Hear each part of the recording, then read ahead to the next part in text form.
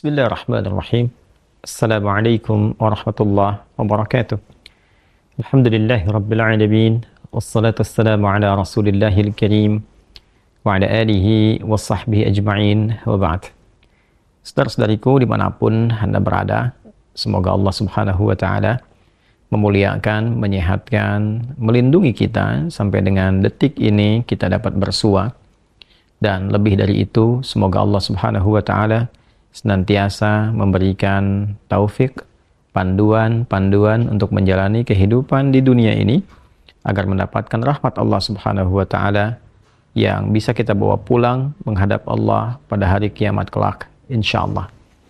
Teman-teman, malam ini di tanggal 26 Oktober 2023 Masehi, edisi spesial yang biasanya kita membahas Aqsa dengan cukup panjang. Kali ini kita ingin berbagi pesan yang sangat singkat. Yang dalam singkat ini kita ingin mengingatkan baik kepada diri saya pribadi dan kepada kita semua tentang satu bagian dari ayat Al-Quran yang kiranya penting kita renungi, yaitu Quran surah ke-81 At-Takwir di ayat ke-26 saat Allah subhanahu wa ta'ala berfirman, Fa'aina tadhhabun? Maka engkau itu sesungguhnya mau kemana? Ayat yang singkat tapi begitu padat dan sangat mendalam, memberikan satu kesan yang cukup menusuk ke dalam jiwa setiap manusia. Pertanyaan yang datang langsung dari pencipta kita, sesungguhnya engkau mau kemana? Allah sudah menjelaskan mengapa kita diciptakan. Allah sudah memberikan jalan kehidupan bagi kita dan menerangkan konsekuensi di balik pilihan-pilihan yang kita tetapkan untuk menempuh jalan-jalan yang dimaksudkan. Bila benar, resikonya seperti ini. Bila salah, konsekuensinya demikian. Maka, di antara sekian manusia yang telah mengetahui semua konsekuensi itu, terkadang masih mengedepankan bujukan-bujukan atau bahkan pengaruh-pengaruh nafsunya agar bergeser dari nilai-nilai kebaikan, bahkan nilai kemanusiaan yang telah Allah tetapkan. Ketika Allah menyampaikan, tidaklah aku ciptakan jin dan manusia itu kecuali untuk menaati aku, untuk beribadah kepada aku. Jadi sifat menjalani kehidupan di muka bumi ini adalah dilandaskan pada kepatuhan kita kepada Allah subhanahu wa ta'ala. Kepatuhan itulah yang disebut dengan ibadah. Patuh, tunduk, patuh, bahasa Arabnya itu disebut dengan Islam. Jadi Islam dalam pengertian etimologi secara bahasa artinya tunduk, patuh, taat. Orangnya disebut dengan Muslim. Jadi setiap manusia itu konsekuensinya memang mesti patuh, tunduk dan taat kepada Sang Pencipta, yaitu Allah Subhanahu wa ta'ala. Karena itu ketika Allah menyampaikan di dalam firman-Nya, "Wa ma khalaqtul jinna wal insa illa liya'budun." Tidaklah aku ciptakan jin dan manusia itu kecuali untuk menjadikan seluruh aktivitasnya agar menaati Allah Subhanahu wa ta'ala, dijadikan sebagai ibadah. Jadi kita dari bangun tidur sampai tidur itu sejatinya adalah memetakan kurikulum untuk menaati Allah dalam bingkai ibadah. Dilatih dalam bentuk ritual. Ritual itu untuk mengaktifkan titik spiritual kita, titik roh kita. Segala yang terkait dengan roh disebut rohani. Jadi dalam diri kita ini ada spiritnya, ada rohnya. Dan itu adalah titik latihan pertama untuk mengaktifkan ya titik-titik kebertuhanan. Jadi ketika Allah sampaikan, tidaklah aku ciptakan engkau kecuali untuk menaatiku. Nah, titik ketaatan itu ya disebut dengan titik ritualnya. Ibadahnya ibadah ritual, ya keadaannya keadaan spiritual, itu yang penting kita aktifkan dulu.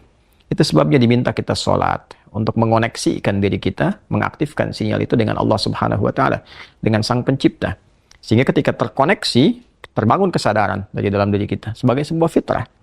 Nanti kesadaran itu yang akan membimbing bagian dari sifat intelektual kita, titik intelektual, ya IQ itu, ya intellectual question. Kemudian nanti titik fisik kita, physical question. Jadi nanti yang menggerakkan adalah titik spiritualnya. Ini yang memberi perintah. Kalau akal itu masih objektifnya normal saja, karena dia hanya mengkonstruksikan pikiran, mengolah data, ya jadi informasi menjadi knowledge. Knowledge itu yang akan diteruskan kepada fisik untuk dieksekusi. Ya, bagaimana nanti lisan bicara? Seperti apa konstruksi bicaranya?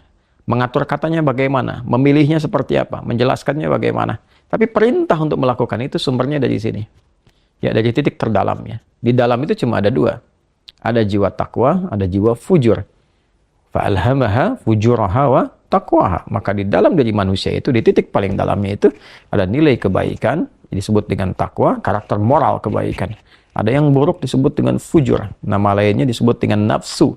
Karena dari fujur keluar su, melewati nafas. Nafas ketemu su, jadi nafsu. Quran surah ke-12 ayat 53. Wa ma ubarni'un nafsi innan nafsa la'ammaratum bisu illa ma rahima rabbi. Maka semua tindakan kita, menatap, mendengar, berbicara, bertutur, sampai dengan berjalan, ujung kepala sampai ujung kaki, yang kita jadikan sebagai bagian dari perangkat beraktivitas itu, semua tatanannya, perintahnya kalau tidak dari takwa adalah dari fujur. Kalau bukan dari sifat baik, sifat buruk yang bersumber dari nafsunya. Maka semua kegiatan yang kita desain dalam setiap hari itu, kita tata. Dan Allah tanya, baik, engkau untuk apa bekerja? Ya Allah, saya ingin mencari rezeki. Baik, bagus. Untuk dapat uang. Setelah dapat uang mau kemana? Pengen kaya. Setelah kaya mau ngapain? Beli ini, beli itu. Setelah itu mau ngapain? Ditanya terus sampai ujungnya. Fa'aina tadhhabun? Sampai ke titik puncaknya. Kalau kamu sudah meraih apa yang kamu inginkan itu, harta sudah banyak, terkumpul, sudah mewah, rumah sudah megah, mobil melimpah, hidup juga kaya begitu rupa, terus mau ngapain? Ya. Maka orang-orang yang bingung pada akhirnya, dia mencari-cari ketenangan. Akhirnya balik lagi. Sudah kaya segala rupa, cuma cari ketenangan, akhirnya balik lagi ke desa, nyewa gubuk, nanam kangkung, nanam cabai. Terus kalau memang dengan seperti itu bisa bahagia, kenapa selama ini kerja keras mendapatkan sesuatu yang dikumpulkan? Balik ditanya. Kamu kedudukan pengen jadi apa? Terus. Yang di militer pengen dapat bintang 1, 2, 3, 4. Kalau perlu, jenderal besar, bintang 5. Setelah itu mau ngapain? Mau diarahkan kemana semua itu? Karena pada akhirnya semua bintang akan berguguran. Ya, wafat juga, meninggal juga. Kalau sudah selesai, purna, selesai. Demikian yang punya ilmu, punya jabatan, macam-macam. Mau diapain? Ya, ketika semua titik itu mencapai pada titik jenuhnya, di akhir itu akan balik kan. Ya, jabatan purna, harta juga jenuh, ya. Nah, di titik itu kita disadarkan, ditanya, mau kemana? Maka dijawablah dengan jawaban yang sangat mendalam. Inni dzahibun ila rabbi sayahdi. Yang terbaik adalah katakan, saya ini menyiapkan bekal untuk berjumpa dengan Rabbku. Itu jawaban yang paling indah. Ya, jadi kalau ditanya, mau kemana hidup ini? Kata Quran jawab, aku menyiapkan bekal untuk kembali dan berjumpa dengan Rabbku yang telah menciptaku. Dari situlah kemudian Allah katakan, aku berikan petunjuk kalau begitu. Yahdin. Ya, aku berikan petunjuk kata Allah. Jadi orang-orang yang menyiapkan semua aktivitasnya dan dia lakukan untuk Allah, berjumpa dengan Allah, maka Allah akan berikan petunjuk dalam setiap aktivitas kehidupannya. Diberi petunjuk bagaimana mata memandang, telinga mendengar, lisan bicara, sampai kaki berjalan.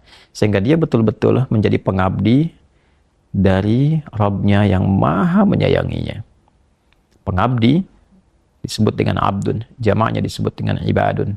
Yang maha menyayangi disebut Rahman, maka disebutlah dia dengan ibadur Rahman. Wa ibadur Rahmanil ladzina yamshuna 'alal ardi hauna wa idza khatabahumul jahiluna qalu salama. Demikian di surah Al-Furqan itu. Itulah puncak yang mesti kita ikhtiarkan dalam kehidupan, yang kita selalu sampaikan dan komitmenkan sejak bangun tidur. Dan kita katakan, alhamdulillahilladzi ahyana ba'da ma amatana wa ilaihin nusyur.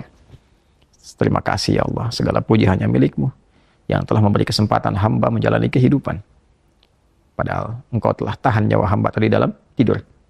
Sesuai ajal Kau berikan kesempatan. Hamba berjanji ya Allah, hamba akan menyebar beraktivitas untuk mencari bekal menghadap-Mu. Saudara-saudariku, sedalam, sejauh, sebanyak kegiatan, aktivitas jabatan yang telah kita kumpulkan, harta benda, pengetahuan, sampai detik ini, apakah betul-betul sudah kita siapkan sebagai bekal untuk bertemu dengan Allah? Atau hanya sekedar mengumpulkan semua itu tanpa arah, yang pada akhirnya bertemu dengan kejenuhan kembali? Renungkanlah malam ini, malam Jumat. Jumat saat manusia pertama diciptakan, diturunkan di surga mengawali misi di dunia, diwafatkan, dan di titik itu kita akan berpisah dengan dunia. Saat azan berkumandang, nampak jelas seluruhnya. Semoga Allah muliakan kita Selamat merenung. Allahu Akbar. Allahu Akbar. Subhanakallahumma bihamdika nasyhadu an la ilaha illa anta nastaghfiruka wa natubu ilaik. Alhamdulillahirabbil alamin. Assalamualaikum warahmatullahi wabarakatuh.